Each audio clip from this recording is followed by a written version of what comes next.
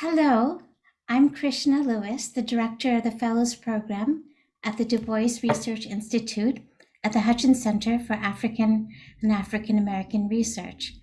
And on behalf of Professor Henry Louis Gates Jr., who is right here, and all of us at the center, I'm happy to welcome you to this afternoon's Du Bois virtual lecture delivered by Professor Tricia Rose. During the lecture, please write your questions in the Q&A tab at the bottom of your screen. We ask that you keep them brief so that we can incorporate as many as possible. Marceliana Morgan will be introducing Professor Rose.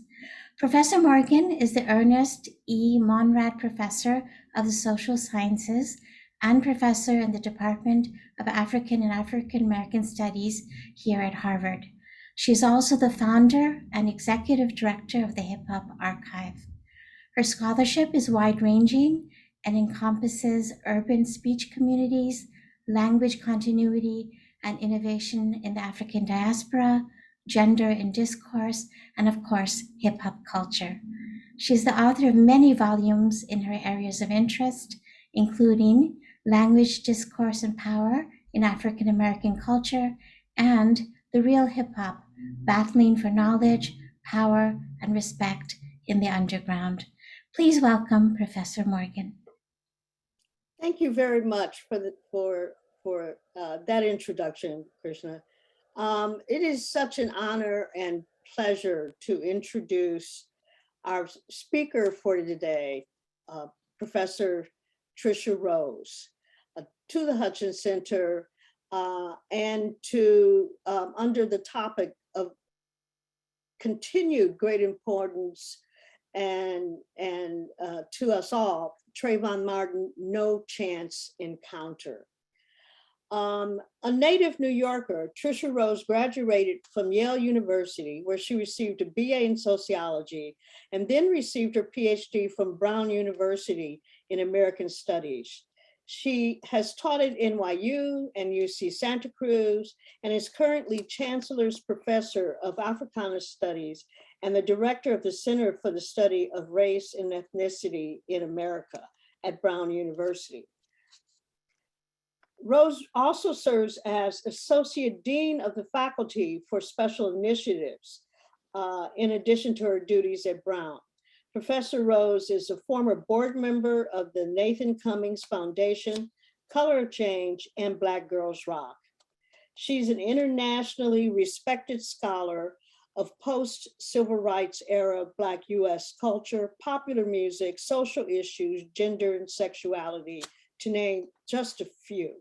She's been awarded for her teaching and has received several scholarship fellowships, including ones from the Ford Foundation, the Rockefeller Foundation, the Schomburg Center for Research in Black Culture, and the American Association of University Women.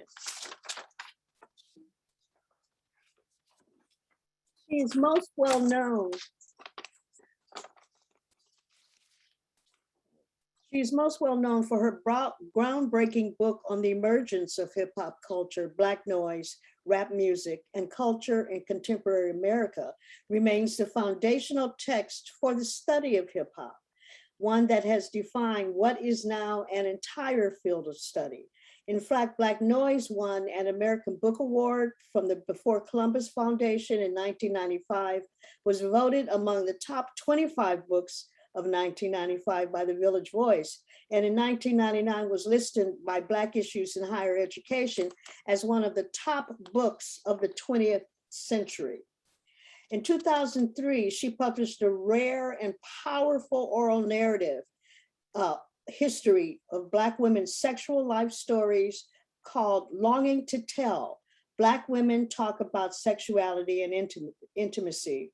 Akura Naru, internationally respected musician, hip hop artist, is working now in collaboration with Tyshawn Sorrell, where they have optioned to develop Longing to Tell into a musical of the same name.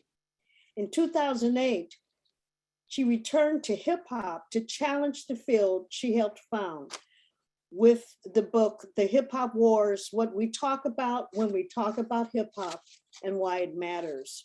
Her essays on Black feminism, systemic racism, and other issues can be found in a range of scholarly journals and public venues.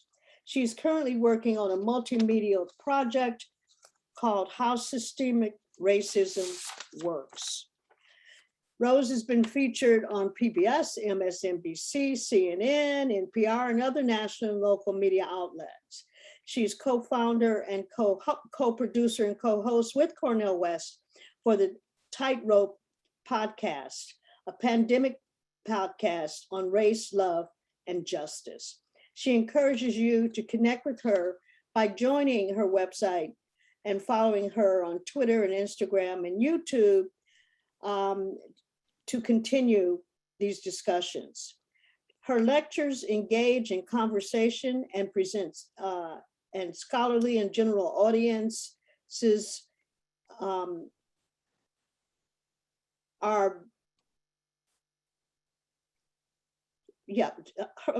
sorry.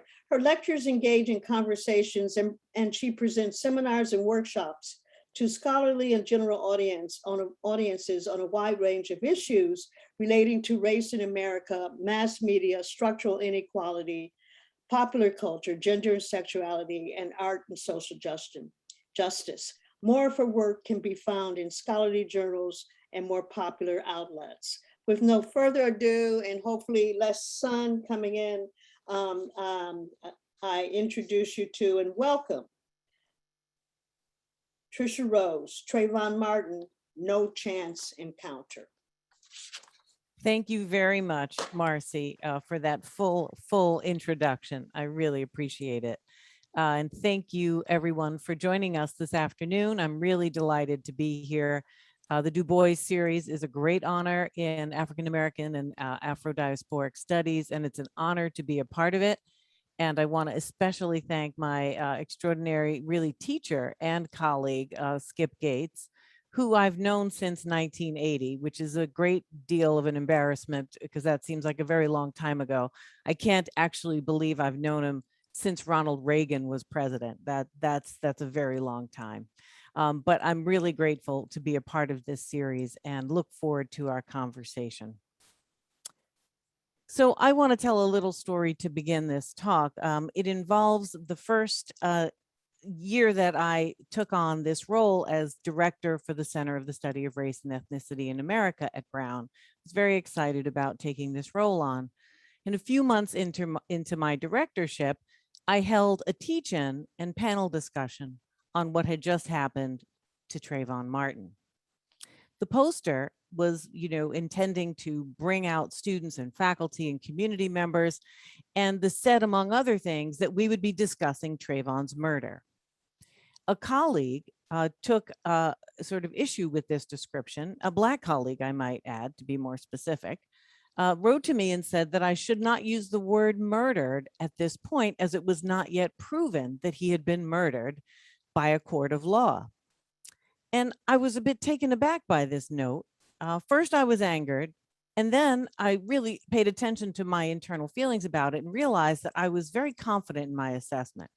I felt at the core of my being, almost at a cellular level, that Trayvon Martin was murdered.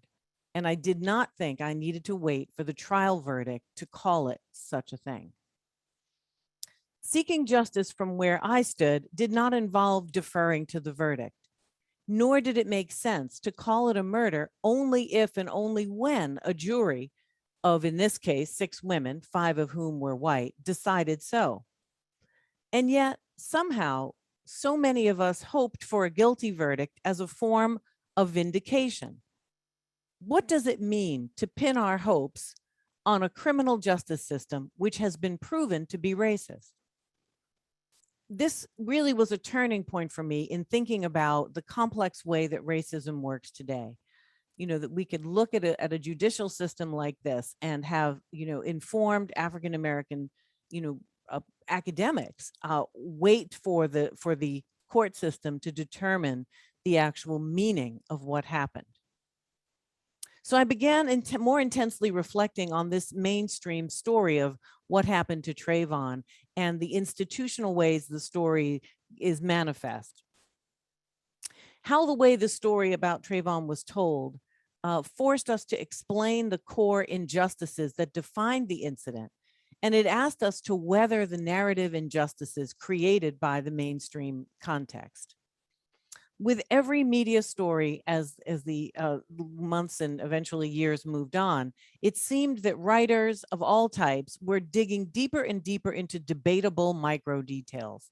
I remember, for example, the early claims that Zimmerman couldn't be a racist because he was Latinx, or that, that Trayvon, because as we know, wearing a hoodie was somehow extremely menacing. And so these micro details were really getting in the way. And I felt the critical contexts that created Trayvon's vulnerability in the first place were receding from view. And I found myself asking this question: how can we, those of us who are concerned with race and social justice, make visible the whole system that is doing the work that murdered Trayvon? As we would soon find out, Trayvon Martin was an early heartbreaking entry in a long and devastating list of Black people who were killed and whose deaths we witnessed in some cases on gruesome videos. And then these videos, as you all know, were endlessly looped on social media. Of course, there are many more than we can name, but just to put Trayvon in a brief context, we of course had Michael Brown, we had Jordan Davis, Tamir Rice, Eric Garner, Freddie Gray, Sandra Bland, Laquan McDonald, Alton Sterling, Philando Castile, Tanisha Anderson, and of course, George Floyd. And these are just to name a few. There are many, many more unknown to us who are gone. Now, from my perspective, how the stories of these murders are told matters as much as if they are told at all. Too often, the narrative default, even when it seems empathetic, offers portraits of victims and gives airtime to grieving families. These narrative default positions do little to disrupt or reveal the underlying forces that produce the losses of life in the first place. The dominant story frame for these violent and painful incidences perform three key roles from my perspective. One, they focus in on the individuals involved, looking for individual reasons, particularly for white perpetrators and their actions. Two, it leaves unchallenged the mainstream racial subtext, the story beneath the story that pathologizes Black people as a group. And so we find, when you have instances where it's clear there's no grounds for shooting, stabbing, whatever the horrible example specifically is, that we learn about some failure related to this African-American person, some previous crime, some drug problem, some whatever it is, as if all of that is the real story we should be addressing. And three, the story, for the most part, accepts the general authority of the police. Now, this takes a turn with the incredibly galvanizingly horrible story of the murder, visual experience of the murder of George Floyd. I think hopefully there's been a turn that will challenge that assumption of authority, but I'm not sure that's the case. Now, challenges to this powerful racial narrative frame is not a new practice. It is part of an incredibly long and distinguished legacy of critical Black thought. And this critical Black thought has historically presented an epistemological counterbalance to the mainstream ideas about race, mainstream scientists, social scientists, and scholars in other disciplines. Beginning as early as the transatlantic slave trade itself, Black thinkers began generating a remarkable body of critique, data, and theory about race, Black lives, white supremacy, and these methods and these texts were unlimited by methodological constraint. This discipline and the work of Black studies has frequently offered a form of grounded critique, much of which, it could be argued, was focused on examining and unpacking and unraveling the workings of systemic racism. The work was connected to and concerned with the relevance of on-the-ground conditions. Now, I could spend this entire talk recounting hundreds of scholars, frankly, but I do want to mention a few because I think that this tradition needs to be named and thought through as a framework for understanding our collective responsibility as scholars, as citizens, as people, as thinking people in the world about where we want to ground the kinds of work we do now. So I'll begin with Du Bois, of course, not only because he is if not the central figure in this legacy, and here we are at the virtual Du Bois Institute, but his extensive body of work, deploying multiple and innovative methods, contributed enduring key concepts with which we continue to wrestle today, including the notion of a color line, double consciousness, white pathologies, the contours of global colonialism, and quite a bit more. His 1899 book, The Philadelphia Negro, is the first major field study of urban racial issues and a model for ethnographic inquiry.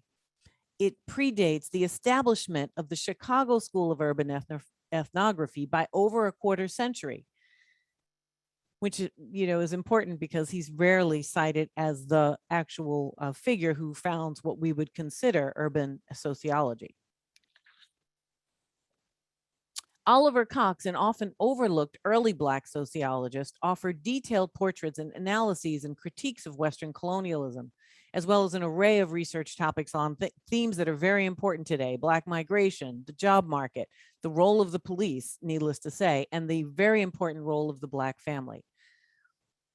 Ida B. Wells argued and collected data to reveal that white mob violence and the lynching associated with it were motivated by reducing Black economic competition, and therefore Wells exposed the myth of the Black male rapist.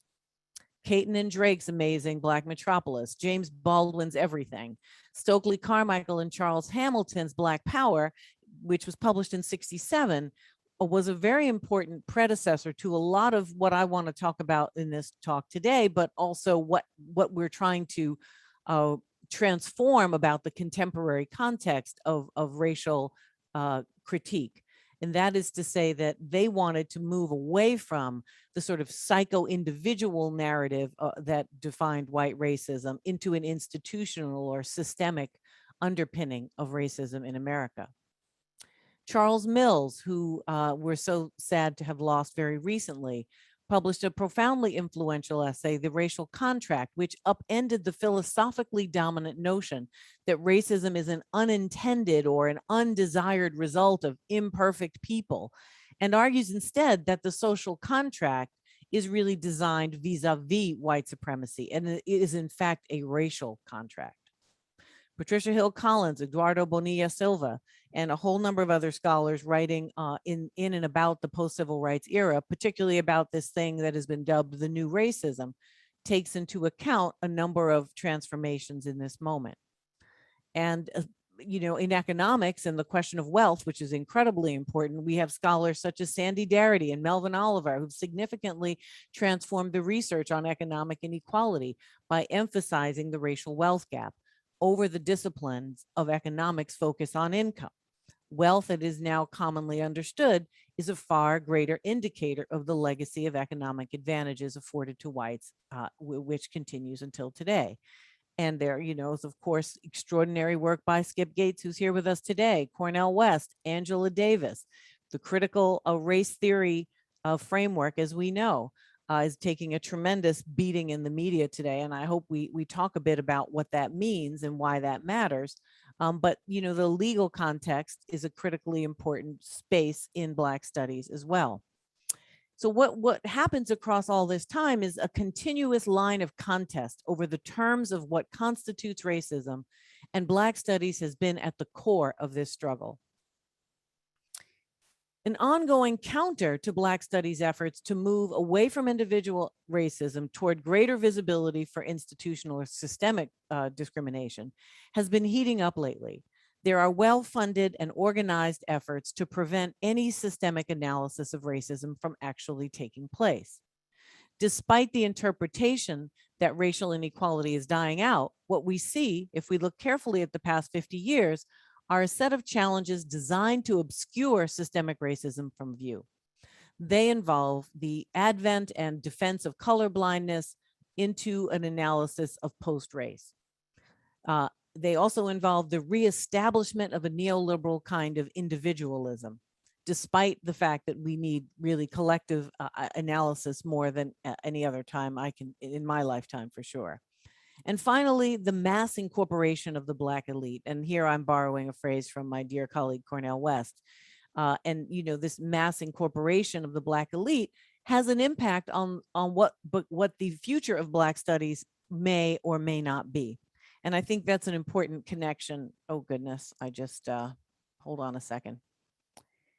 I just lost my place. Hold on. I'll be right back, everybody. Okay, here we go. What we're seeing is, the fact that this mass incorporation has the potential to have a tremendous impact on Black studies. The neoliberal institutionalization of Black studies has been accompanied by many strategies to dismantle it at the same time. One strategy includes encouragement for the field to move away from the kinds of scholarship that I'm emphasizing today that directly address and analyze concrete material conditions for Black people in a comprehensive way. This can be, this resistance to this work can come from within or beyond the field.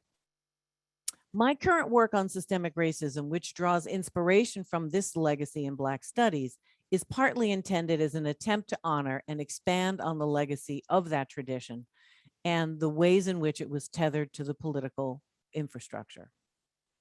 I have two specific goals today. One, I want to give an example of the ways that we should challenge the dominant conversation on race to make room for systemic analysis.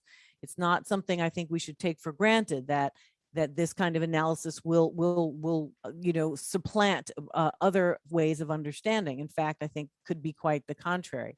And two, I'm aiming to produce accessible work in a general sense that's grounded in Black studies to reveal the complexities and the practices of systemic racism. I think it's very easy to get tired. It's very easy to say, we already know it exists, let's do something else. But I would want to submit today that we don't actually know it as well as we think we do, potentially, in terms of the ins and outs as a society as a whole. And we have a kind of political, I would argue, moral obligation to really pursue the expansion of how understanding about how this works. So in what follows, I want to do three things. I want to share what I mean by systemic racism, offer my own kind of definition. Then I want to examine the strategies and narratives that I argue obscure it, because that's a really important part of this problem, is the way this vast system is obscured. And then I hope to reveal some of the, and then that's followed by a recasting of the narrative of what happened to Trayvon Martin. And I want to do that with these two other frames in mind. I hope to reveal some of the political possibilities that I think are opened up by a kind of relentless systemic level analysis. So when I use the term systemic racism, I'm referring to an array of interconnecting, simultaneous processes, policies, and practices that are built into the everyday operations of society and that produce cumulative and chronic conditions of Black disadvantage. That constitutes a mouthful. So let me say that one more time, since we're on a virtual screen and not even in the same space. When I use the term systemic racism, I'm referring to the array of interconnecting, simultaneous processes, policies, and practices built into the everyday operations of society that produce a cumulative and chronic condition of Black disadvantage. These disadvantages take place across most, if not all, key aspects of society. However, I'm going to focus specifically on policies and practices in criminal justice, education, and in housing. And in my larger project, I also discuss wealth. One key facet of systemic racism is the multi-directional interconnections between practices and policies across different areas of society. By focusing on the interconnections, a systemic framework emphasizes not just the existence of structures, but the relationships between areas where significant discrimination happens. Together, these connections work to create a flexible network of cumulative and chronic disadvantage and constrained, unequal opportunity. Systemic racism is one of the most powerful and defining kinds of racism that we face in our world today. The multi-directional interconnections facilitate systemic racism's ability to cast a wide, flexible, often invisible net over Black people. This invisibility is a critical part of its power today. So how is this invisibility produced and maintained? And how does this enable the work of systemic racism? I have a handful of things here, some of which I'm emphasizing on my own, some of which have been previously emphasized by extraordinary colleagues in the field. The first one, which is very important to me, is the impact of single sphere approaches to discrimination.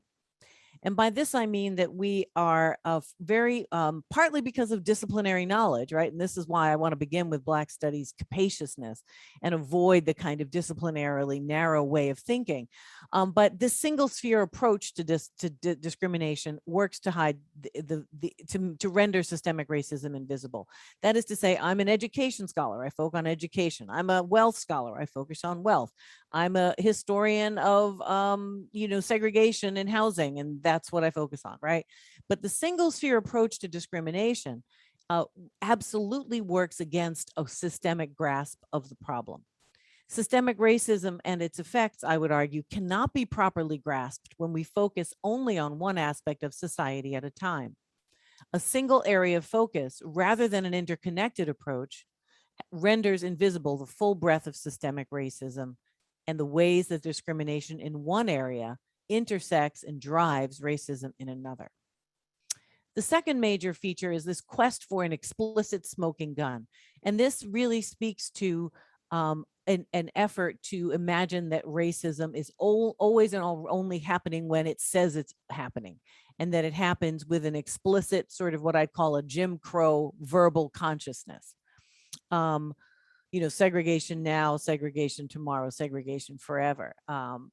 Many of the elements, though, especially today, but not only today, take place within seemingly racial neutral policies and practices that disproportionately negatively impact Black people. And these policies don't provide us with an obvious example of racial intent. The third major mode of invisibility is the fact that anything that becomes profoundly routine, that is understood for decades and centuries as status quo, become much harder for some to see. And so the legitimization and normalization of the array of dynamics that systemic racism constitutes renders invisible what's actually happening, and it creates a sense of normalcy. And this normalcy is partly the result of the way it permeates the world around us. Systemic racism shapes and affects our beliefs, interpretations, and values about race and worthiness, and renders acceptable the current distribution of resources. I'm always struck by the comfort with which, or maybe comfort's not the right word, the ease with which we observe highly segregated environments in very naturalized ways, as if they're just meant to be, as if they're planned from some force bigger than us, and those forms of segregation are so clearly about economic and isolation and diminishment. And so there's something about this, the impact of the status quo itself to render its power less visible. Then there's, of course, this narrowing the scope of what constitutes racism. And this is a constant use of this increasingly narrower and narrower definition of racism.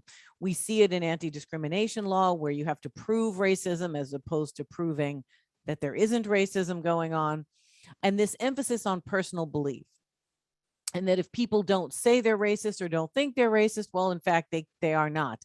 And what this what this obscures is the material and ideological investments in racist structures, no matter what someone says, and that these obscure the work of systemic racism all the time. Hamilton and Carmichael, who I mentioned before, spend considerable time illuminating this problem. We've not solved it by any stretch of the imagination. It's still a very trenchant critique.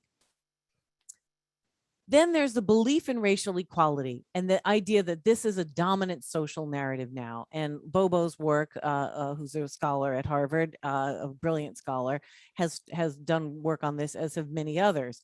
And part of this position is that there's the contemporary era of systemic racism thrives in a context in which the majority of Americans claim to believe wholeheartedly in racial equality. And when polled, they report that society has ended institutional racism, and they're happy about that. These two ideas, that people themselves believe in racial equality and that society has ended institutional racism, often fuels a defensive stance when faced with evidence that challenges one or both of these beliefs. These beliefs sit quite precariously atop a whole vast network of interlocking forces and practices that work to create consistent, profound disadvantages for Black people and create stronger safety nets and enhanced opportunities for white people. Even when systemic racism is revealed, the status quo is defended through a defense of the institutions that maintain it and through the idea that these institutions are fundamentally fair. These strategies of invisibility show up all over our public conversations on anti-Black racism. And I'm not suggesting that these conversations are only happening among whites. There's quite a diverse group of people who take up these strategies that work to make things invisible. So for the final section of this talk, I want to consider some of the ways that systemic racism tragically shaped Trayvon's life and how these harms were rendered invisible by the stories we told, the stories we tell, even the stories that appear empathetic and that aim to honor his legacy. So right now, in the fall of 2021, we are just a few months shy of a decade since Trayvon Martin's life was taken by a bullet to the chest fired from the gun of a self-appointed neighborhood watch captain, George Zimmerman. Few people who lived through this and the outrageous trial that followed have forgotten Trayvon's name.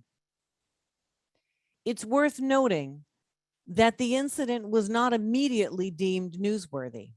In the hours after Trayvon was killed, the Sanford, Florida police didn't canvass the Twin Lakes community to find out why Trayvon, or who Trayvon belonged to, or who Trayvon's family might be, or to inquire as to whether or not there was a missing teenager in the community.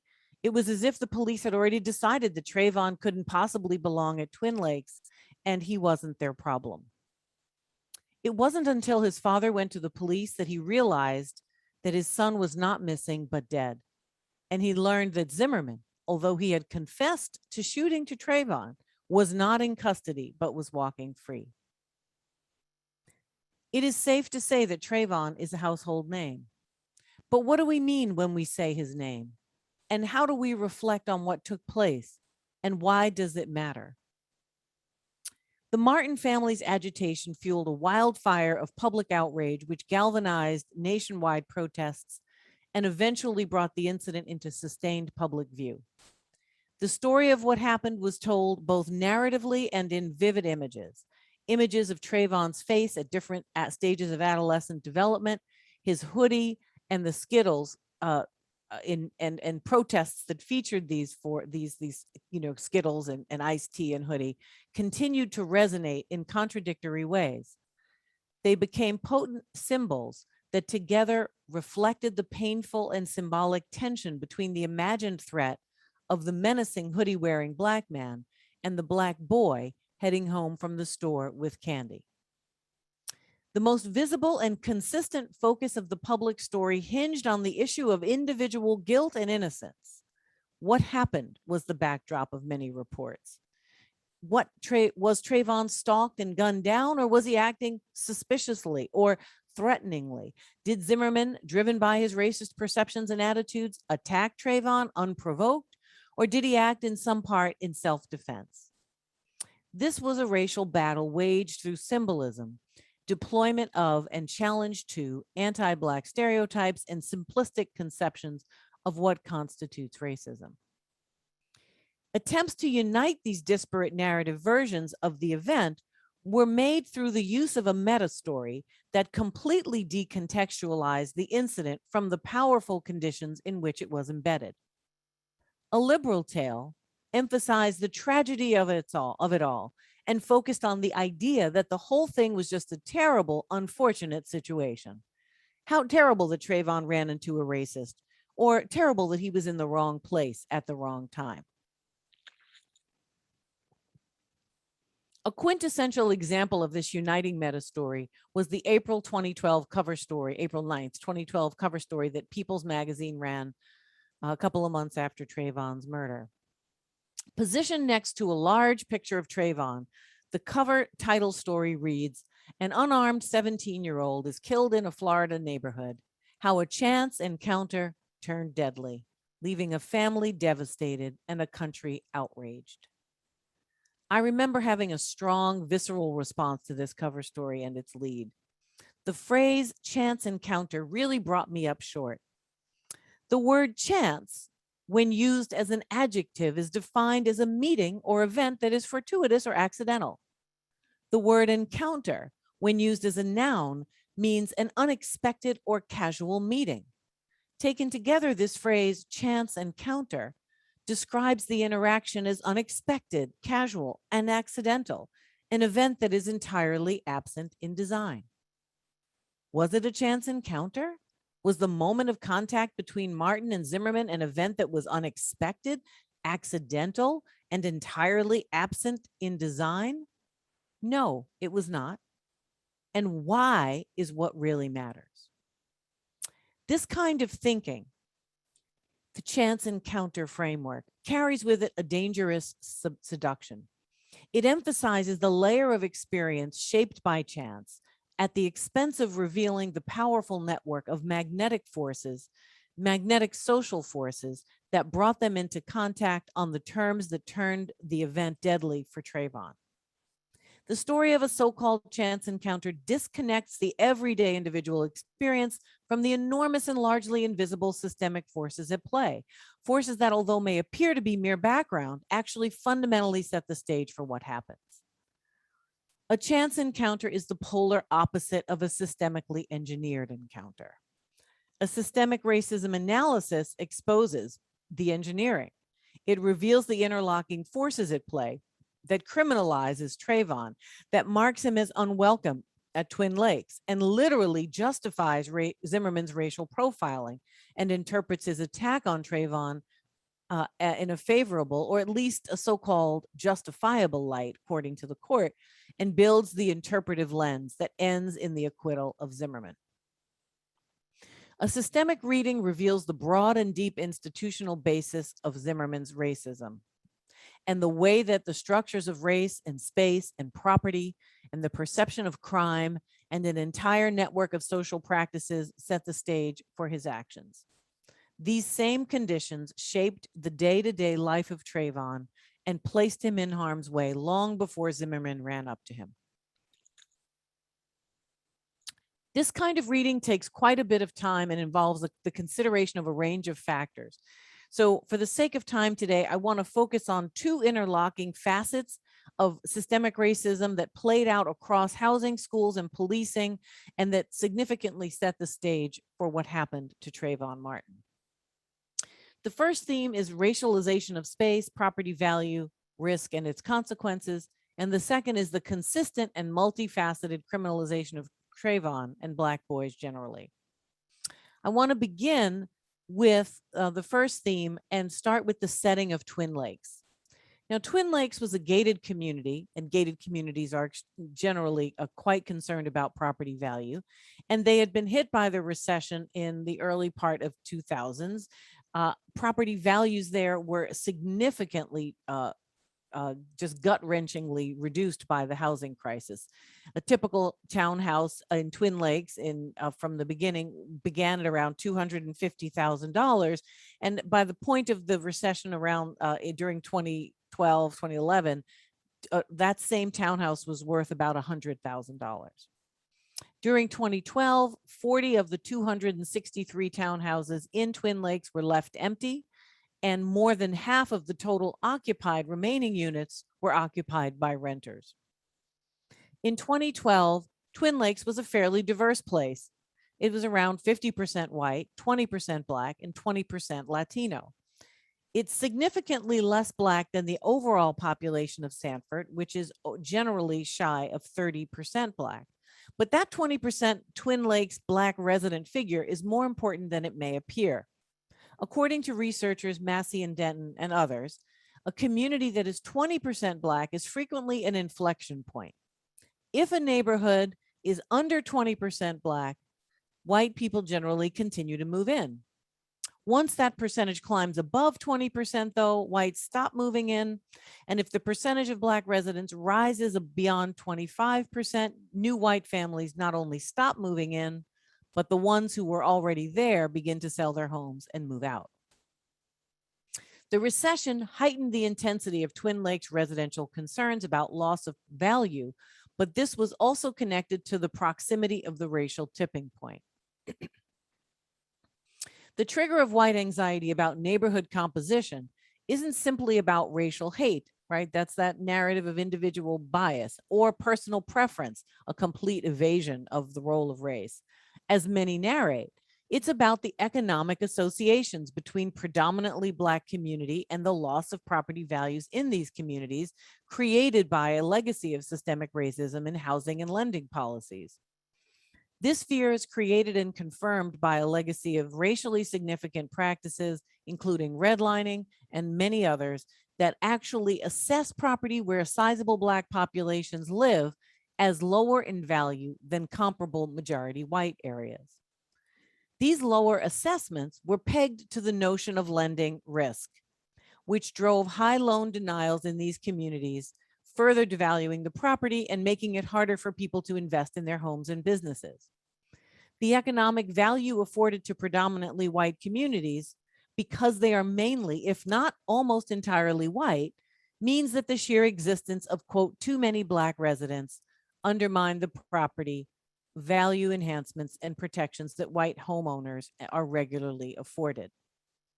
Recent reports, as in the last 2 years, on bank requested property assessments reveal a pattern in which houses owned by Black residents, even in predominantly white neighborhoods, are assessed at lower values than similar homes owned by whites on the same street. That means that I won't even go into that. Let me just keep moving. This signals that Black-owned property threatens neighborhood property values for whites, even on a one-on-one basis.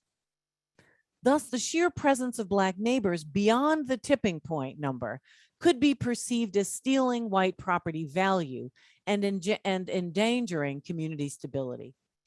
The context of a massive housing market-fueled recession would only exacerbate these concerns about stability, property value, and risk even further. So the heightened recession-related fears of neighborhood instability in Twin Lakes, where Black residents were already at 20% of the community, were necessarily embedded in the larger context of race, risk, and real estate protections for white citizens.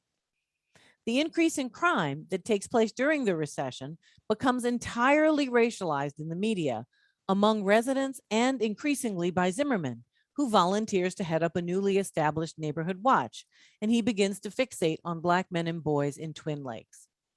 The perception and some reporting of this increase in crime in Twin Lakes was that Zimmerman's fixation made sense because the majority of these crimes were committed by Black people. But this, it turns out, wasn't the case at all. In the 14 months before Zimmerman killed Trayvon Martin, there were 45 burglaries and attempted burglaries and suspected break-ins. The data available reveal that only 7%, or 3 out of the 45 reported crimes, involved Black males. Despite this small percentage, of responsibility, the entire narrative that emerged about recent break-ins involved Black males as the primary culprits. Zimmerman emailed community members repeatedly identifying suspicious characters as Black, absent any additional details, which rendered all Black male community members suspect. One 25-year-old Twin Lakes resident, Ibrahim Rashada, told a Miami Herald reporter that, quote, I fit the stereotype that he mailed around. So I thought, let me sit in the house. I don't want anybody chasing me. The context of the recession, the loss of white property values, and the specter of, quote, too many Black residents on the horizon reinforced existing racial associations of Black people as criminals. Although the fact that the recessions are consistently associated with property-related crime, the fears of Black people stealing white property and stealing white property values was the backdrop for this interpretation, that Black people and other transients were so-called responsible for the increase in thefts. The targeted criminalization of Trayvon and the gated protectionist community and segregated community logic that made him so vulnerable and unprotected in Sanford was not a standalone situation. In fact, one could say that Martin was at Twin Lakes to weather another kind of criminalization, this time the one taking place at his high school. Trayvon didn't live primarily in Sanford. He lived and went to school in Miami-Dade County, more specifically in Miami Gardens, a town about 4 hours south. The night he was killed was a school night, but Trayvon was in Sanford with his father because he had been suspended from school and didn't need to be back in Miami with his mother the next morning. The suspension of Trayvon from Dr. Michael M. Kropp High that led Trayvon to stay in Sanford with his dad was the third infraction of the year. And his first was for tardiness. His second was for writing WTF on a locker. And his third was for possessing a bag that had marijuana residue on it. Now, this might seem cut and dried. Trayvon broke the rules, apparently, and so he was suspended. And the fact that he was in Sanford is in part because his suspension was often cited in the media and debated on social media as proof of his troubled youth. But this kind of knee-jerk narrative obscured the role of systemic racism in school punishment. Kropp High has detailed guidelines for which offenses warrant which types of punishment. Let's rehearse them for a brief moment. Trayvon's first offense, tardiness, is not listed anywhere in Kropp's guidelines, not for suspension, not for any form of punishment. Trayvon, however, was suspended for tardiness. Trayvon's second offense, writing on a locker, once, is a level 2 offense, which calls not for a suspension, but for a school-based program to promote positive behavior, and unless the level 2 infraction is serious or habitual. Trayvon, however, was again suspended for something that appears he shouldn't have been suspended for. Trayvon's third offense was possessing an empty baggie with marijuana residue. Possession of a controlled substance is a level 3 offense at Kropp High. And even if we grant the school the point that residue counts as actual controlled substance, which frankly feels like a hell of a stretch to me, Trayvon's 10-day suspension still appears to be exaggerated. Level 3 offenses call for suspensions for possession of a controlled substance are between 1 and 10 days.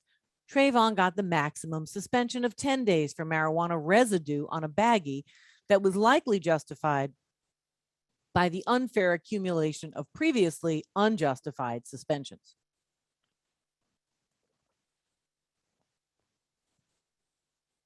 The entire system of school punishment at Kropp High School, and especially its application of this system of punishment, mirrors the compounding of criminal infractions rather than a set of guidelines designed to correct and support adolescent development. The move to corrections through suspension and expulsion at Kropp in particular mirror the pattern of policing strategies that rely on an accumulation of excessive punishment for minor infractions, some of which are not actually always illegal, to justify locking people up and out of society eventually. This system of punishment and its unfair application is not unique to Trayvon Martin nor to Kropp High. In Kropp High and Okaloosa County generally, where Kropp is located, half of the school arrests involve Black students, even though they make up only 12% of the school population. At Kropp specifically, the data is similar. In 2009, nearly half of the Kropp suspensions were given to Black students, who account for under a quarter of the student body as a whole. Nationwide, these trends hold. Since the 1970s, the percentage of students suspended from school has doubled, and Black students have been suspended and expelled disproportionately. In 2013, the school year, nearly 40% of all public elementary and secondary school students who received out-of-school suspensions, and more than 30% of those expelled, were Black students. Less than 16% of the nation's public school students overall at this time were Black.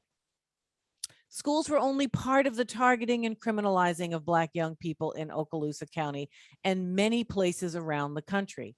Miami Gardens, where Trayvon lived with his mom, is a highly segregated community, not through an accident. It's over 80% Black, while the county overall is less than 16% Black. During the years surrounding the death of Trayvon, the police in Miami Gardens were under investigation for racial profiling and harassment. In particular, the police constantly targeted the community by turning a popular corner store called Quick Mart into an area where few shopping options existed.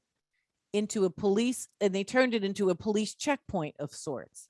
Some of the store's customers were questioned hundreds of times in the years surrounding 2012 and were cited for a range of misdemeanor infractions, such as trespassing and violating liquor law ordinances. The store's owner, Alex Saleh, was disturbed by how his customers were being treated. Saleh actually installed a surveillance camera to document police behavior in and around his store. Some people were cited for these misdemeanors, so-called minor violations, as many as 3 times in a given day. The Miami Herald highlighted an extreme example, that of Earl Sampson, a man who has been stopped and questioned 258 times in 4 years. Sampson, who's 28, was arrested for trespassing, even though he at the time worked at the Quick Stop as a clerk. Nationwide, the deployment of racial harassment policing policies such as these have been well documented as a common feature of stop and frisk-like racialized practices. Although these are so-called minor infractions, trespassing and so on, these misdemeanors are anything but minor. As Harvard Law professor Alexandra Nadapoff's book, Punishment Without Crime, demonstrates, the nationwide misdemeanor system is the frontline mechanism through which many people of color are drawn into the criminal system in the first place. And she notes that it targets Black men in particular. Contact with the misdemeanor system is not only a feature of disadvantage, it generates disadvantage at levels that far outweigh the so-called crime. Trayvon's encounter with Zimmerman was no chance encounter at all. The terms of their interaction were set in motion and profoundly defined by a well-established, ingrained set of racial social pathways, including the criminalizing racial perceptions of young Black people in communities, the hyper punishment in schools that push them out, and the risks associated with white perception of Black encroachment on the racial rewards afforded to white property. As we mourn and reflect the loss of Trayvon Martin, it matters how we tell the story of what happened to him. To tell the story as one of chance, or to tell it as if the answers lie in the micro details of the encounter, activates the fictions of a level, race-neutral framework and goes to a long, long way toward hiding systemic racism at work. When systemic racism is rendered invisible, we erase the paths that connect Zimmerman to Twin Lakes, to Crop High, to Miami Gardens, and to all of these networks of policies and practices nationwide that crush the lives of young Black people. If we neglect to draw serious attention to these details, Trayvon and millions more like him may have no chance at all. Thank you very much. I'm really hoping you're all interested in chit-chatting. Hey there, Skip, good to see you. Thank you. Thank you so much. No, it was riveting, Trish. And deeply, deeply moving. And I love the intersectional/interdisciplinary thick description approach, which shows how complicated and how deeply imbricated all these different forces are. Thank you. I know you have some, I want to talk to you about some general things, but I know there's some questions in the chat. So Krishna, why don't you ask them? And then when there's a pause, I'll jump in. Marcy, thank you for that excellent introduction. And I didn't know if you wanted the privilege of asking the first question of Tricia, or should we go to the questions in the chat? Let's go to the chat. I'm really intrigued. Okay. Yeah. Krishna. Yes. Okay. So Kendall Nicholson says, hello, Professor Rose. I'm a Master of Design student studying race and architecture under Tony Griffin at the Harvard Design School. We've been questioning reform versus revolution. And I wonder if you think the structures and institutions that were intended to exclude and oppress Black people can be adapted to subvert that original mission. That's a really great question. And before you got to the question of institutions, I started thinking about the architecture, right, of domination. Look, I think that some things can be reformed and some things have to be leveled, right? I don't think it's an all or nothing. I think it very much depends on what we're talking about and what level of change and how we think that change can most effectively happen. Both reform and revolution worry me for opposite reasons, right? When we take them up as absolute principles. Reform tends to be lacking in adequate courage, tends to be interested in small changes when bigger ones are necessary. And revolution often focuses on a kind of romantic ideal that focuses on the burning it down part, but doesn't often, to my mind, have an adequate plan for what's happening after that day for me to be excited enough to start getting my matches out.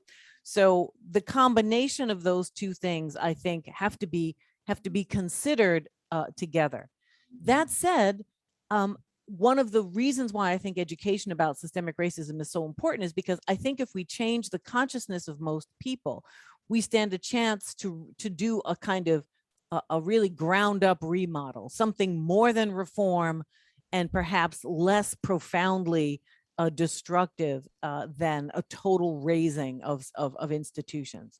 And it also makes room for the reframing and support of Black institutions, which I think are incredibly important. Thank you.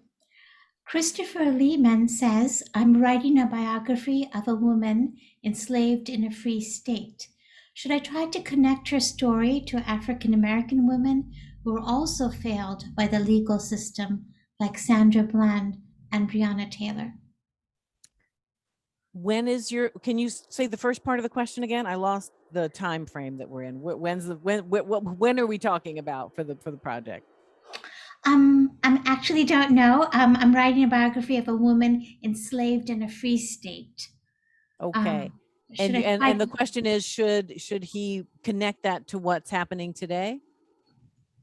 Basically, yeah. Should I try to connect her story to African American women who have been failed by the legal system, such as Sandra Bland and Breonna Taylor? Well, I certainly would argue for a continuity of practices when that makes sense, right? I mean, we see over time the end of enslavement is actually responded to with more new strategies of enslavement that don't say slavery, right? And then Jim Crow, and then now color blindness and mass incarceration. So there's a legacy of practices that reproduce similar outcomes. That's one of the powers of a systemic reading. You can see across time the points of continuity. Now, I don't know in the case of this particular figure, because I don't know who or when or what we're talking about, but you wouldn't want to force it. You want to really try to build it out if it makes sense. But I think those connections matter because we like to think there's then and there's now, right? And one of the things that's so amazing about Skip's work on DNA and family legacy is the then and the now are actually very connected. Those connections have been erased, right, for us. That's part of this erasure. I'm so worried about this invisibility produces a really powerful ignorance that is dangerous. And there are many kinds, but in any event, I think that that those connections are worth considering for sure. Thank you so much. A fellow who will be joining us in the spring, Mark Burford, says, Professor Rose mentions that structural racism is rendered invisible in part by a narrowing of what constitutes racism. But it's also striking that there is, at the same time, a strategic expansion of racism that is currently fueling the anti-critical race theory movement. Could you talk about the relationship between this simultaneous narrowing and increasing capaciousness of racism? Okay, so I need one phrase repeated. I'm sorry. Sure. Right before the critical race theory sort of brouhaha, what was the phrase right before that? Because I'm trying to figure out who is being referred to. Okay. It is also striking that there is, at the same time, a strategic expansion of racism that Mhm. is currently fueling the anti-critical race theory movement. Okay, so in an expansion of racism, I might need this person to write in again by what they mean by that, right? This is the downside of Zoom. If we were in the room, we could just, hear each other quickly. But, I'm wondering what kind of expansion are they talking about? Are they saying that there's an expansion by people who want to prevent critical race theory from being taught, that they're expanding the specter of race theory, destroying our education system? Is that the? Excuse me, I think what he means is as critical race theory is attacked as Mhm. virulent anti-white racism. I see. Yes, yes. So I would say that's not quite an expansion of what constitutes racism. That's an expansion of the critique of anyone who's electing to identify racism. So it's an expansion not of it's an expansion not of an understanding of racism. It's really it's a manipulation of the content of what constitutes racism. So I would say it's a different animal. It's hard to do this on Zoom, but I think I think that's a different animal. But that's a great question, because it is about, there is an expansion going on, right? This person is really quite right. There's this whole specter, but that's why the historical tradition matters. You look at what so Carmichael and Hamilton were trying to get at, that this drive to individualize has been one of the ways it gets curtailed. And then then the expansion of the fear of the specter of Blackness takes place in an intellectual realm as well. We're training our kids to hate white people. I mean, you've seen the town hall meetings are just are actually quite frightening in many ways. Yes, thank you. The next question is by an anonymous attendee, and they say, how do we think about these questions beyond a US American context, specifically in Latin America? I'm thinking about how Black studies across the Americas has emerged in conversation, collaboration, in relation to each other. Black folks in Latin America are still just trying to create space in the academy in Latin America. And with the popularity of Black studies in the global North, Afro-Latinx scholars are faced with both trying to occupy space and not having that space colonized by white mestizos who can claim African ancestry in the global North, and therefore render invisible how racism works in the hemisphere and their complicity in this process. Is there a way for us in the States to work in solidarity with Black scholars in Latin America? That was a brilliant question. Whoever that is, that was just a brilliant question, and very well formulated. My feeling is that why I'm sort of a lobbyist for systemic racism analysis is because it allows you to do the kind of work that would focus on what's happening, how race is being deployed in Latin America, right? In a way that connects it to what's happening in the rest of the hemisphere. Whereas if we think about race on an individual personal level, we get caught up in an illusion that these forces are not part of a broader practice of control and economic manipulation, right? So to me, the answer there is to do that work from different locations and let the bridges build themselves, right? And then of course there are many other things that connect the constituencies, not the least of which is that Black people in the Americas move around to and from, and African Americans are a very diverse group of human beings in America today from all over the world. But the practices I'm talking about are happening simultaneously with the diversification of the Black community. So that's kind of another, I mean, there's plenty more to say than what I've said here about this, but I think that those frameworks allow us to build those bridges without losing the on the ground meaning and significance of what institutions are shaping and defining African diasporic and Latinx, communities in other places. Do you see what I mean? Yes. Thank you for that really wonderful question. Thank you. Dwight Andrews says, It's like a Yale reunion here. thank you, Professor Dwight's a Rose. fellow. Dwight's a fellow at the Oh, Bois wonderful. Institute.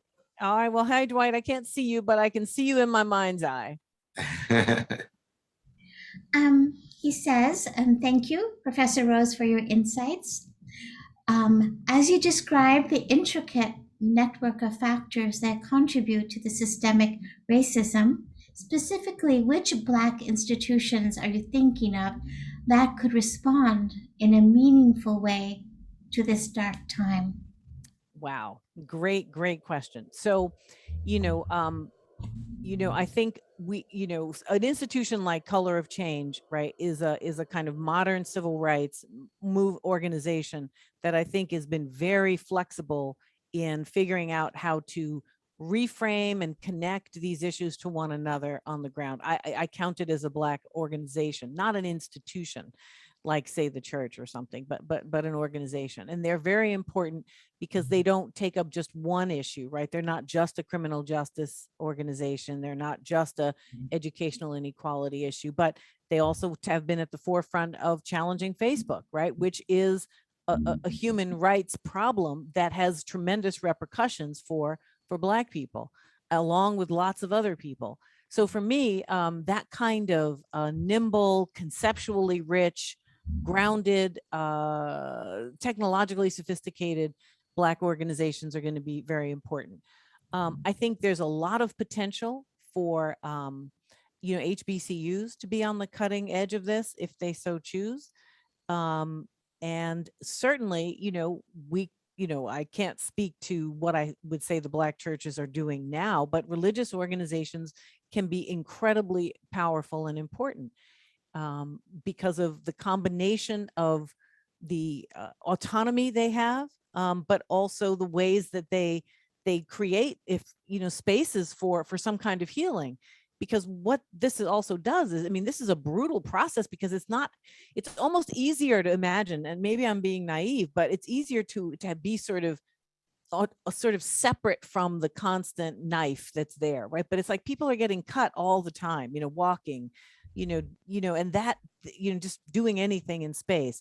And I think you need a kind of respite space to come up with this kind of thing. So, Otis Moss, came up with this frame, we are all Trayvon, and, it was really trying to build a sense of community connection and a political critique that was rooted in the church. And I think that's an important part of this potential. So those are just a few places that I would look. And I'm certainly think we could build some new ones, Okay, thank you. We have a couple more questions, but should we see if Professor Gates or Professor Morgan have you mean since I unmuted and my face popped up all over the screen, you think I might want to have a question? Good guess, Krishna. I just wanted to piggyback on Dwight's question. So thank you, Krishna, which is, Tricia, where are we in terms of the momentum curve? Mm-hmm.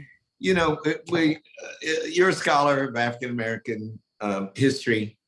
We always get this huge response to a crisis. Mm-hmm. And we got the biggest response to a crisis in the history of the world, probably, with Black Lives Matter.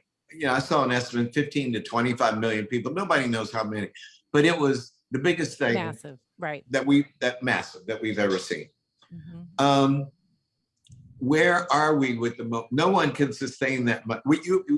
I'm going back to the revolution or revolt question that started you off. Mm-hmm. You can't sustain that kind of street presence. And, Right. every day on the vineyard, I would drive past a sign that say kneeling at 10:30 in the morning, kneeling for Black Lives Matter.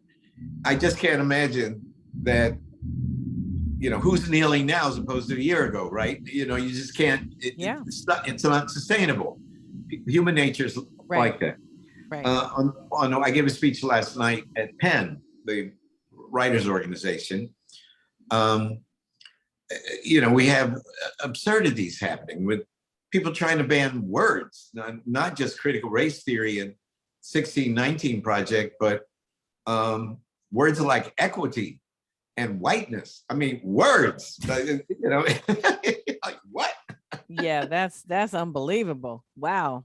And then you have this, what the great scholar, my friend Tricia Williams, called definitional theft, which is Christopher Rufo.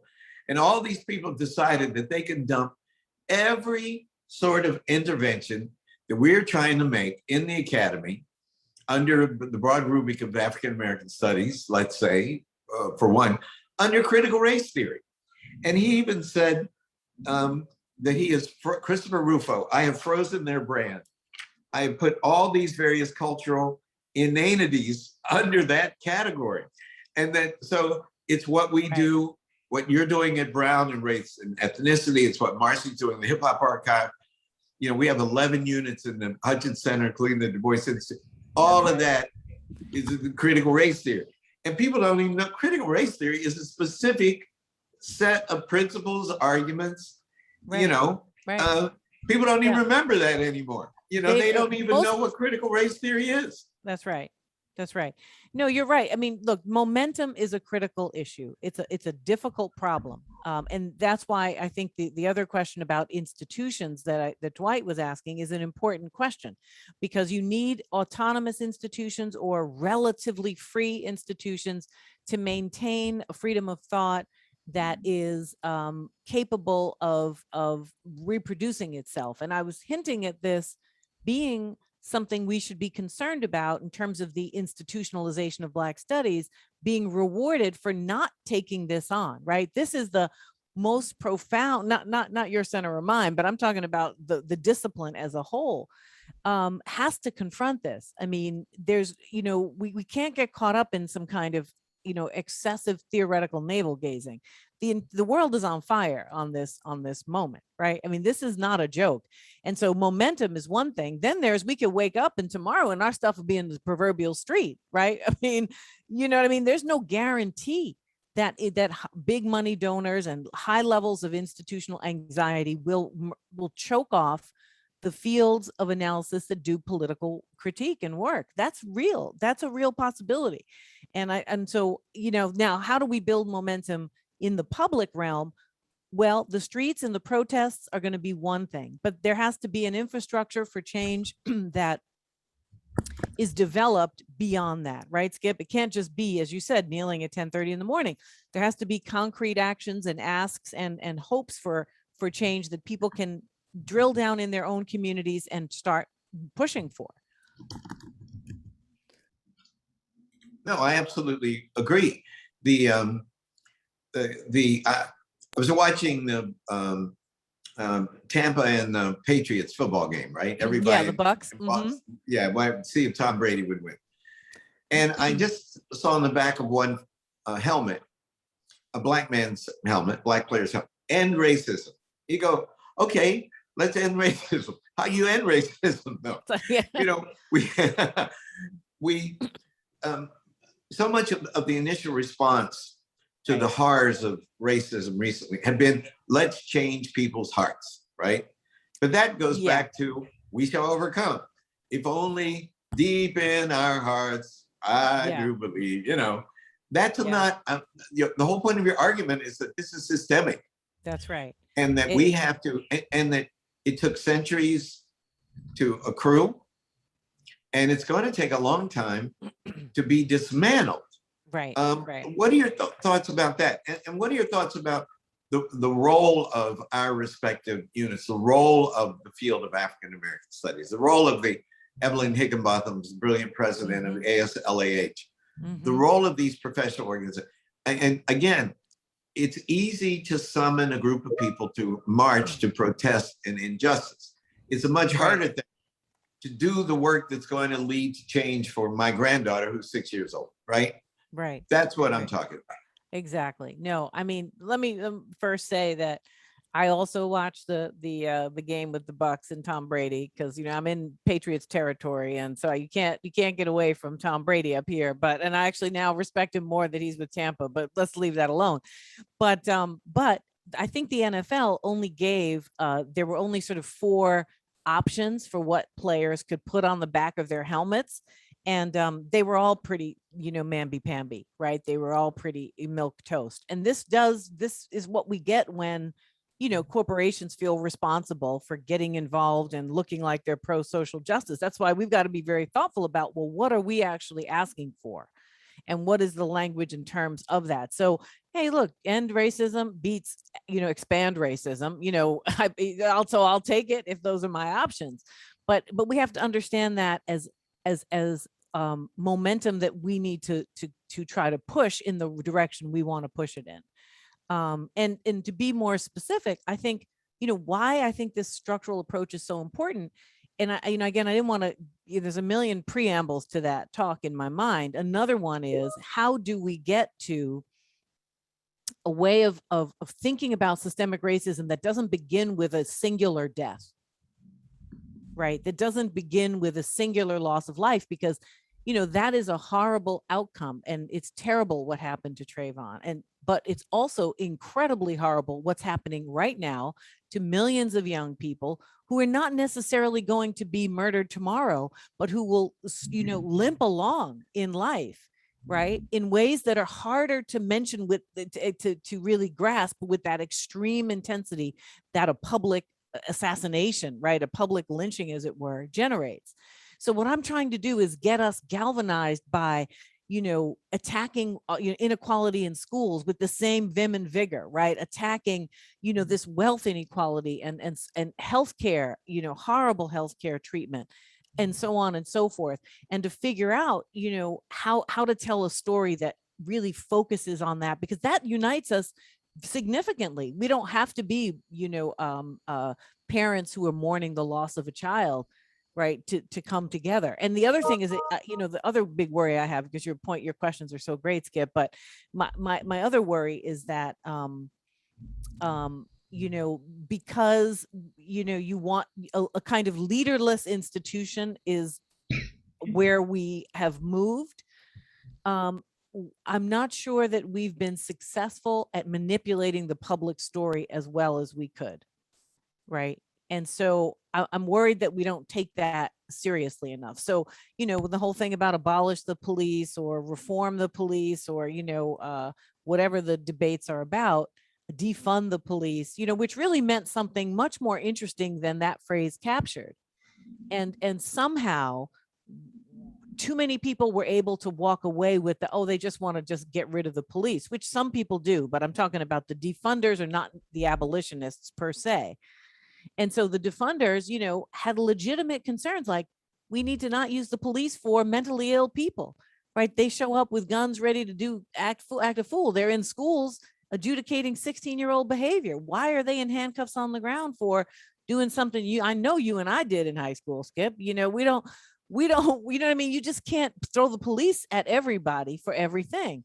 So, this question of public storytelling and figuring out how to really, come at the public narrative in such a way that unsettles this norm and acceptance of the status quo is, I think, a really important piece of the political project. It's not the only thing, but I think it's really important. Great, thank you. Marcy. Yeah, I just want to say, I am loving this discussion. The layers in your talk, so it's covering so many things and reflecting so much that's going on, and reminds me also of the way now people are actually talking about intergenerational arguments as recognition that these have been here, but now let's figure out how to link things to get at the main charge that you're making, Tricia, in terms of, it's not that we don't have a good idea of what it might take. It's really more complicated than that, you know, because we need the culture to get it and to start becoming more active and creative as we work our jobs and it, you know, have constant interactions where we have to negotiate and figure out hopefully what then begins a change, because it's pretty clear that when you're listening to, you know, I find students in class and they start talking about what's going on, the language, there's a language gap in that, how do you talk about, how do you imagine, I mean, what to the future itself? How do we talk about these issues so that it resonates as some form of action?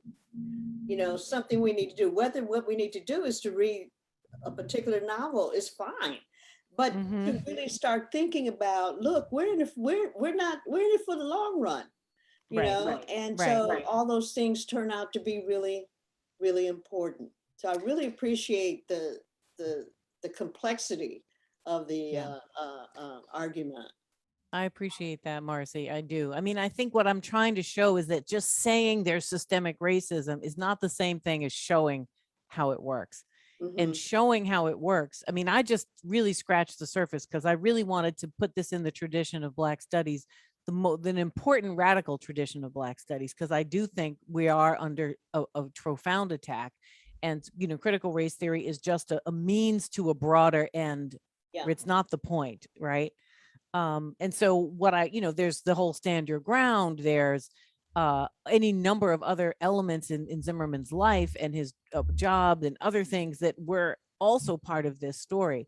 And I think why it's so important to connect it is that the more you tell it, the more you realize, you know, these things can be separated out. That is to say, certain decisions we make, right, in ending the punishment system in schools, ending suspensions as a way to respond. Why is it helpful to suspend children unless they are absolutely a threat to the community? All you're doing is pushing them into, you know, poverty and jail. It doesn't matter what color they are. That's what you're doing.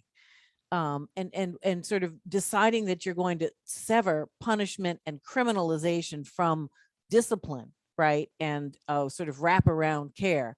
The same thing's true for any number of other things. I think drilling down about where these things are happening and showing this cumulative effect, I think can be revealing to young people of color, but also to help people who are not attached to these communities, people who aren't really attending to these issues, to really get a much deeper sense of what people are up against. So that's the hope. It's not just to say it, but to really show it. Right. And that's a different project. That's a different project. Professor Rose, will you entertain one final question? Oh, I will entertain as many questions as this institute will allow. So I am more than happy. Okay, then I might present you with two final questions. Okay, let's do it. Let's do it. Tina Botts writes, I'm a philosophy professor, an attorney, and a visiting scholar at Dartmouth. I would like to pick up on something you said at the top of your talk. You expressed frustration at your Black colleague who suggested that the term murder was perhaps not judiciously used prior to an official determination. I wonder how you would respond to a concern for the principle of due process, backing your colleague's concern. Perhaps your colleague was thinking of the important role that the principle of due process has played in the dismantling of systemic racism in the criminal justice system in the Warren Court era. Yes, thank you. Yeah, that's really helpful. Listen, I think that the history, and you know, I am not a scholar of the legal system, so I will say this and look forward to being corrected by someone who may be listening that is. But I feel pretty confident to say that from the beginning of this nation to now, the court system has been, for the most part, minus a handful of tiny exceptions, most of which have been, unraveled, has not reflected due process for African Americans in any way that is justifiable or legitimate. Now, does that mean that individual Black people have not been, properly treated? No, it doesn't mean that. It means as a group, the justice system has functioned as a form of legalized and justifying domination. That's what it has been doing to me. And I'd love, the Warren Court, the fact that we can name one court means that we're talking about an exception. Now, the civil rights movement did rely on the court, and so those are moments that matter. But at the same time, look at where we are. I mean, part of what critical race theory did was show the way the Supreme Court allowed the complete retreat from what the spirit of those changes were supposed to be about. So when I said I didn't want to rely on this jury to decide whether or not Trayvon was murdered, I was really trying to get at the fact that these institutions are embedded in an ideological framework that ask us to submit to the illusion that this is an objective body of citizens who are going to come to a fair and balanced race neutral conclusion. There's really very little proof of this. It just is. It's case out. If anyone spent time in just observing a court and the sort of traipsing in the sort of trail of Black people being just roiled into the system, I mean, you'd have to ask the question, why would I wait for them to decide what murder looks like, right? So I get, look, without due process, we have very little left. And, in the era of Trump, I realized how fragile these things are. So I am not suggesting we should get rid of the legal system. I was just trying to put a little space between the assumption that one positive thing was going to happen when I don't think we have the evidence for that as much as people like to think. But thank you for that question. That was really, I think, a very important question, very helpful. Thank you. Thank you for making those distinctions for us. One final question, which may be helpful in concluding this session. Mong writes, despite progress over the many decades, why do you think the dehumanizing narratives against Black people is so hard, are so hard to change? Our schools today are more segregated than 50 years ago. Why do you think those who benefit from the status quo will fund and support changing those narratives? Well, I don't automatically think that people who benefit from these structures will fund the, dismantling of them automatically. What I am really kind of hoping to do is to ask the mainstream middle of America, middle of the road people of all backgrounds who say they believe in racial equality to put their proverbial money where their mouth is. That is to say, if you really believe in this, then you can't accept the situation as it stands. And I want to push on that opening because I think this moment is different than 50 years ago, 60 years ago. Martin had to argue against, a legal state that had no interest in changing anything about it. Nobody made any claims that people were equal. It was never any claim. So now here we are with a very different fundamental claim and a sense of identity. Is there space in that context to open up and ask people to reconsider what the circumstances are? Now, we may not be able to have people don't give up power, power doesn't, just, yield, but we can change the future by ending as much as, especially if we present it properly, by transforming the future of what we have. We can't change the past very effectively. Nobody's going to say, we're just going to even out all the wealth in the country and give everybody 2%. This is not happening. But there has to be a way to imagine that we can transform by laying a different foundation for the future so that Skip's granddaughter can be in a different world and her granddaughter or grandson can be in a different world. I'm not thinking about this as being changed in my lifetime. And this is why I'm interested in looking at the writers in Black studies and the scholars who lay the groundwork, even though the changes they were identifying weren't going to happen for a long time. Our commitment is to the future. Our commitment is not to an imaginary change tomorrow. Yeah, sometimes studying African-American history and being a scholar of African-American studies makes you feel like you're a character. You're Bill Murray in Groundhog Day. Groundhog's Day. You know, and you just wake up, it's the same old, and you go, oh my God, you know, Yeah. like I cannot believe it. I produced a new documentary about Frederick Douglass for HBO. It'll be out in February. And it just ends with, you know, if Douglass came back and you ask him for his advice, he would say, agitate, agitate, agitate. The man died in 1895. And we still would be, he couldn't believe it.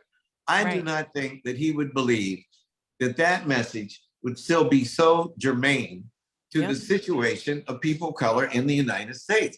I mean, how long, Lord, how long? You know? Right. And I know we can't go on, but I'm very interested in how we coordinate all these efforts. I mean, between on the one hand, there are those of us in the academy, but we have the biggest representation in Congress that we ever had before. We have the biggest representation on Wall Street that we ever had before. You know, it's no longer, there was the SCLC and the NAACP. You know, we have pockets of new Negro leadership, as it were. You know, the post-affirmative action. Right. That was a revolution, and it's led to the diversification of the power structures in the United States with more color than ever. It's somehow how we get the message that you and Cornell so eloquently. I mean, I missed the tightrope already. Is it going to come back? I hope so. If somebody's listening and wants to fund us, I'm sure we could, you know, pull it together. But maybe we'll do some special edition, but not right now. But it was such a joy. It was. But how we translate and connect that message, so that kind of fresh, smart, out of the box thinking with real social programming, legislation, with real political action, with fighting for free speech against crazy people who are trying to ban words like whiteness and equity. Because the moment, I feel like we're trying to hold a cup of water in our hands. And it's just leaking through. It's just coming straight through. Yeah. Yeah. And that's what worries. I think we should unite, you know, these constituencies of different forms of Black leadership from various quarters to have a bit of a real, you know, a big conversation. I don't think we should assume everybody's on the same page, you know. No, that's, you know, Skip's Cornell's phrase, you know, mass incorporation is a big issue, right? People get to these seats and they don't always necessarily want to make changes that are absolute, but many do. Ken Chenault's been working very hard in important ways. And so there are people in all quarters. And I think you know, the more we can figure out how to create a kind of racial justice collective think tank, that even though we might disagree on some things, there's what can we agree on? And what can we put? That would be important, because they're genuinely honest disagreements. You know, it's not like somebody is a handkerchief head. You know? Bringing out the old school. Yeah, you know. Yeah, it's exactly. just that they disagree. You know, they disagree and they have the right to disagree. You know. Right. And I think we have to learn how to disagree in certain ways and still keep our eye on the prize, you know, in the biggest sense. Well, Tricia, this has been wonderful. Thank you, Marcy Morgan. Krishna, you want to thank you, Marcy. Bring us home, please? Sure. Professor Rose, this has been amazing. Is your talk part of a larger book-length project? Yes, it is. It is. I'm you know, writing a book right now on systemic racism, where I'm trying to, you know, grapple with these various issues. I want it to be extremely accessible because I want this to be part of a public, you know, conversation, and I want it to help. You know, I don't want it to be for my 6 scholarly friends. But yeah, I'm working on that, and I'm also working on a multimedia component to that project that I hope will also be a useful educational tool. So stay tuned. Maybe I'll be able to come back in a year and a half or so and present the book and share the overall project with you all. You would be most welcome, my friend. Thank you, Professor Rose. Thank you. Very proud of you. Oh, I Excellent. really appreciate you all so much. It's lovely to see you, and I hope I'll see you somewhere around the way in person soon. And thank you everyone who came and stayed. I really appreciate it. Thank you. Have a good evening. All right, take good Take care, care. everybody. Bye-bye. Bye Good bye. night.